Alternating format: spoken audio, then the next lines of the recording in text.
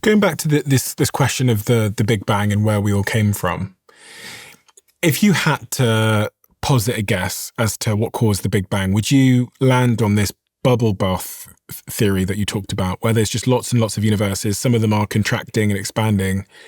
Is that where you would personally land? Probably. If you take a look at empty space, we now believe that empty space is frothing with little bubbles that pop into existence and then annihilate and go back into nothingness again. So even pure nothingness is chock full of activity.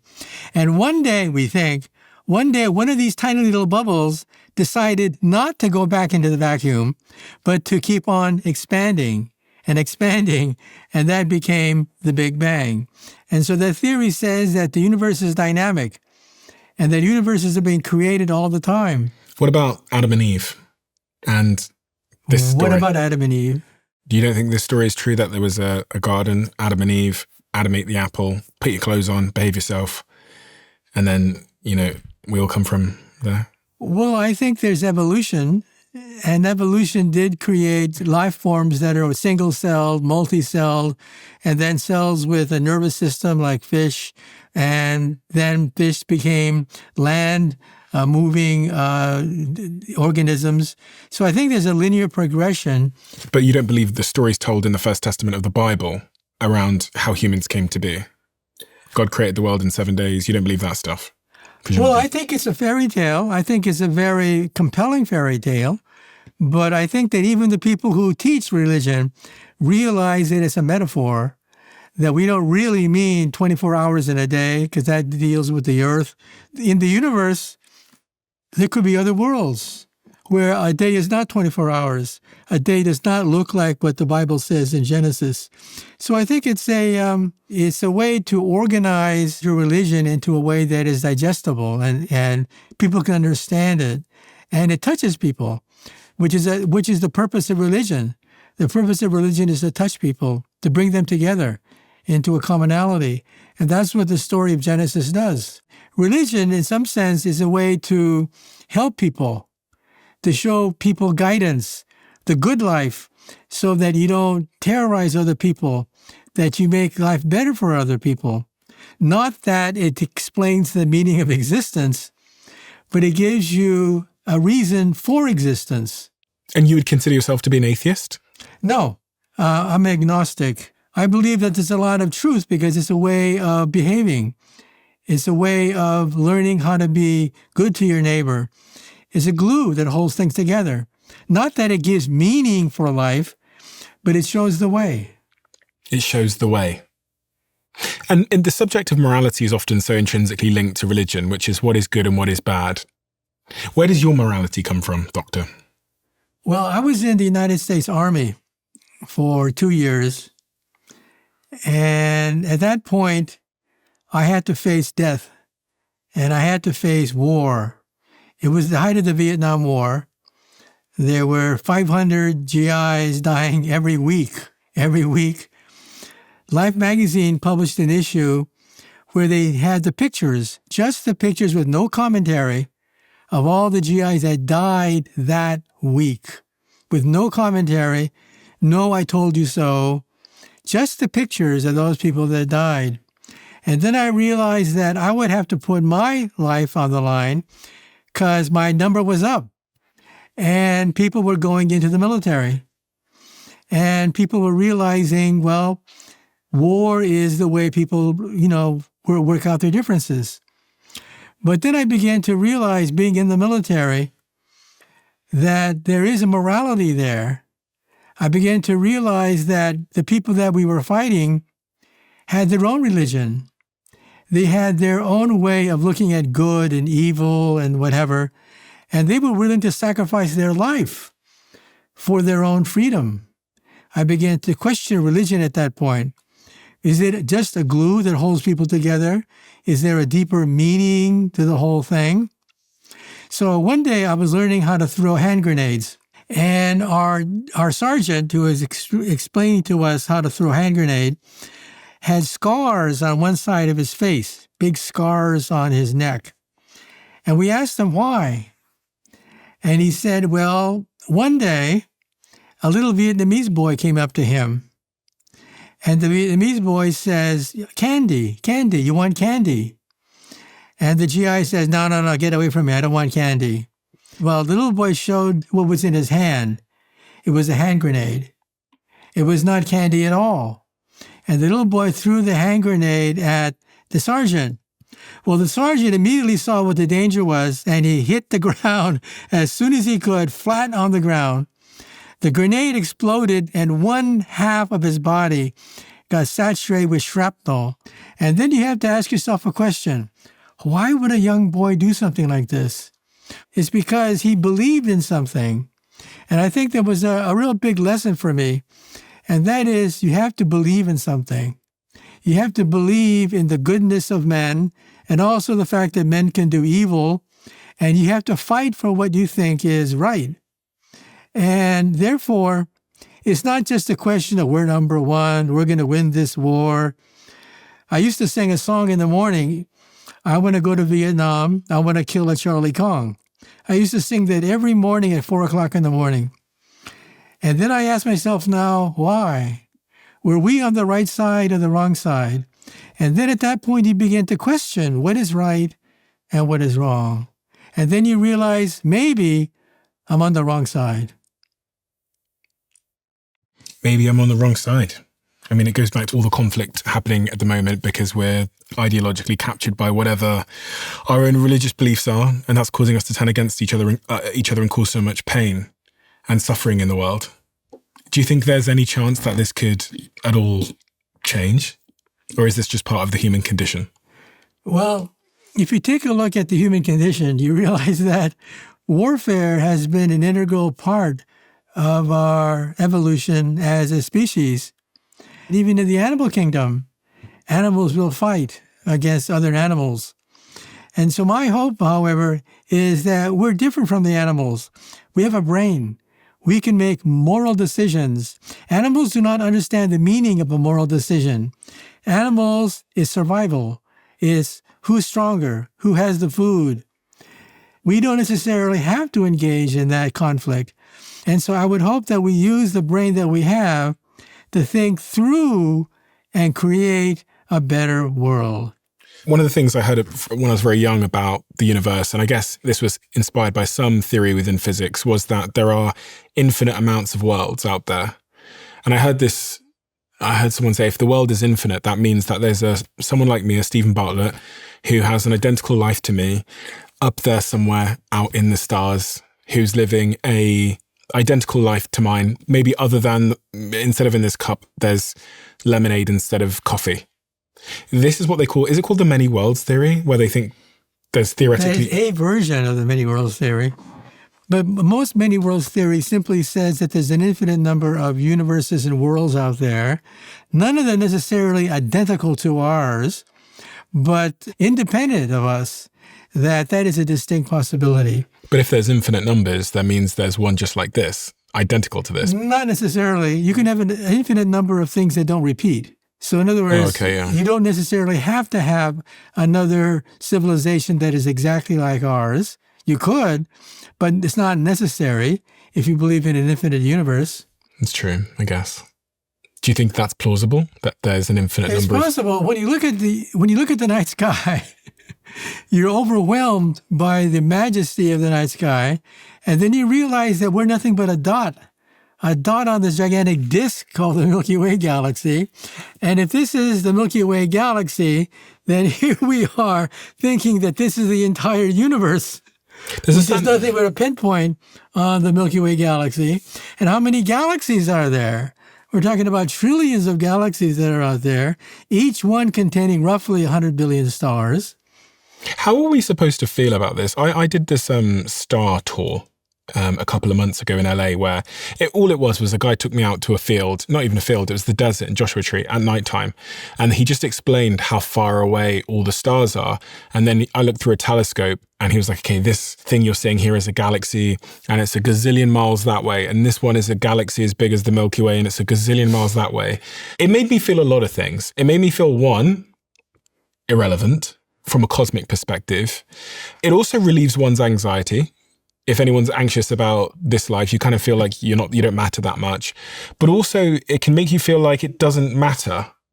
Like there's no point. Because I think there's a certain ego to humans where we want to think it really, really, really matters. Now, it might matter to us, but does it actually matter to the universe? Does our lives matter to the universe? Well, I like to think of it slightly differently.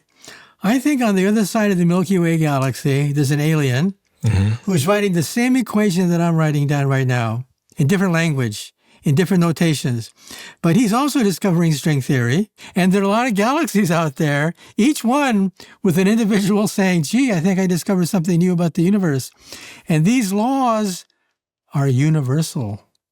The equations that I'm writing down right now are identical in different language with the equations that they're writing down billions of light years from us. And that gives me a sense of oneness. It gives me a sense that, wow, we're part of a fellowship. We're part of a camaraderie. We're on the same quest, a quest to understand the nature of matter and energy. We're on the same boat. Even though we speak different language, even though we're on different sides of the universe, we're all part of the same club. Don't you think it's plausible that we're going to destroy ourselves before we ever figure that answer out, or before we get to meet these aliens?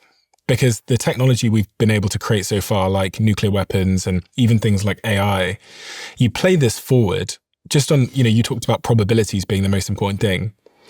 The probability that one of these egomaniacs who has the launch codes for a nuclear weapon at some point decides that they're unhappy or they feel threatened is pretty high if you just extend time. I mean, the probability goes up theoretically with every year that passes that someone is going to make a mistake that wipes us out.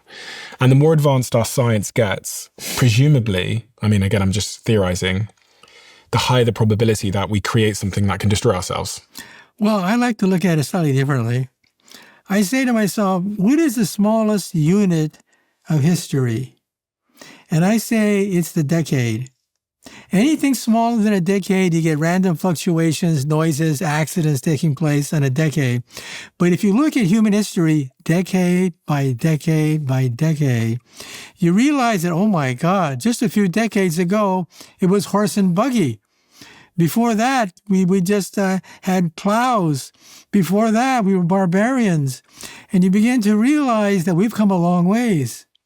Not that we hit the end, but we've come a long ways just in the decade-by-decade analysis of the history of the human race. And we've got closer to being able to destroy ourselves. That's true, too, because before we couldn't destroy ourselves.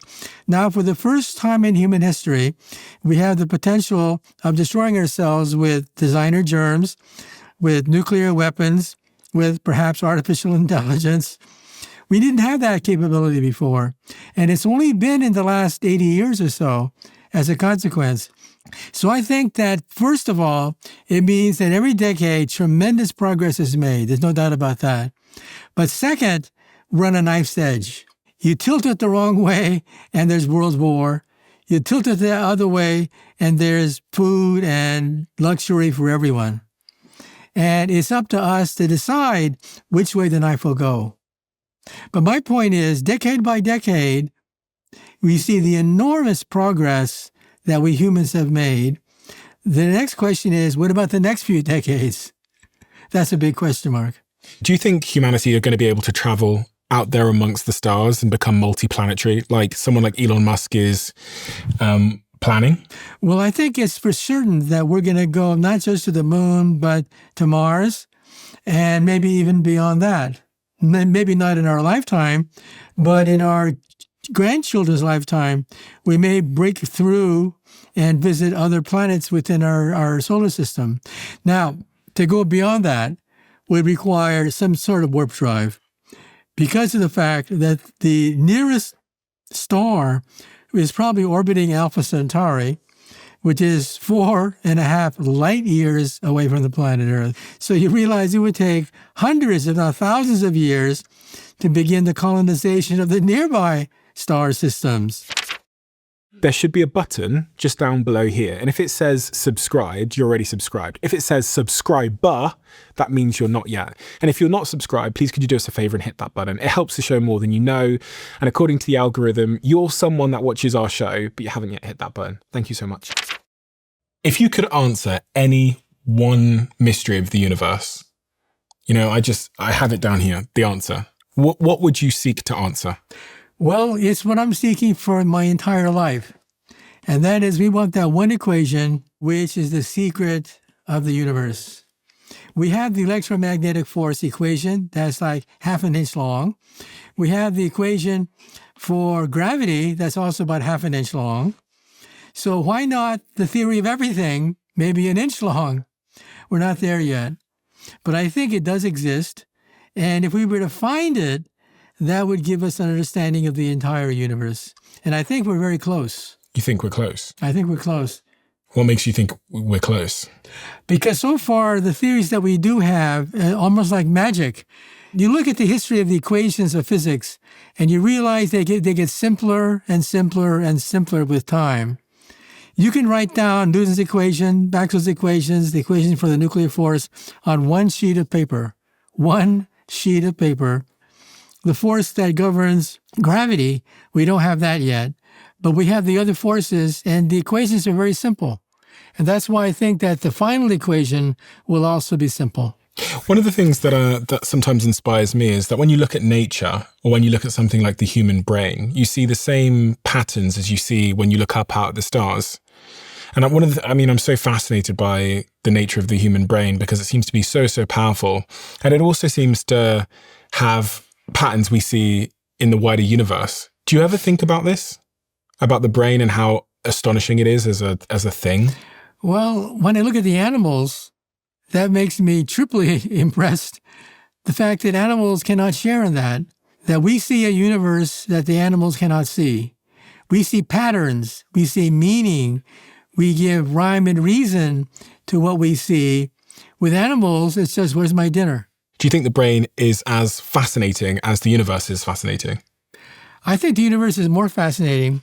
No matter how fast we are with physics and the mathematics of physics, pure mathematics is still more profound. You wrote this book called The Physics of the Future, How Science Will Shape Human Destiny and Our Daily Lives by the Year 2100. If I was alive in 2100, based on everything you know about physics, what am I likely to see, experience? How is life likely to be different in that future? Well, I think we'll probably be on the moon, maybe onto Mars, and perhaps even dream about sending the first space probes even beyond that. We're talking about being able to use artificial intelligence to send probes out there. Of course, we're not going to go to the stars. That's a few hundred years into the future. But I think that we will begin to understand the solar system within this century. And this also means that we'll have artificial intelligence, a cure for cancer, and maybe one will aid the other. Maybe artificial intelligence will help us to cure cancer and many diseases. And longevity, perhaps we'll begin the process of solving the immortality crisis. Do you think we will be able to live forever in the near future? I think there's a possibility that we may have an indefinite lifespan. I think that's a possibility. And you think it's possible within the laws of, I guess, physics and biology? Yes. At the end of our chromosomes, every cell, there's something called the telomeres. And the telomeres are like a clock. They get shorter every time a cell reproduces. And when the telomere gets so short, it frays, falls apart, and you die. So we have a time limit. We've also discovered telomerase, a chemical that stops the clock. This was incredible when it was first announced, that if there's a clock in our body called the telomeres that tracks how long we're going to live, and there's something called telomerase which stops the clock, then can we live forever? Well, that was the good news. Then the bad news was we found out that to our shock, cancer also uses telomeres and telomerase to live forever. Why does cancer kill you? Because they are immortal. In principle, they could live forever. And so it means that the secret of immortality is tantalizing close. We do know that there are cells that make immortality possible, but there's a price to pay. The price to pay is you don't want cancers to also follow you. So here's the trick of the game. We have a whole bunch of top people in the sciences and medicine looking for ways to extend the human lifespan with the telomeres without wakening up the cancers that make cancer possible. If you love the Diary of a CEO brand and you watch this channel, please do me a huge favor. Become part of the 15% of the viewers on this channel that have hit the subscribe button. It helps us tremendously, and the bigger the channel gets, the bigger the guests.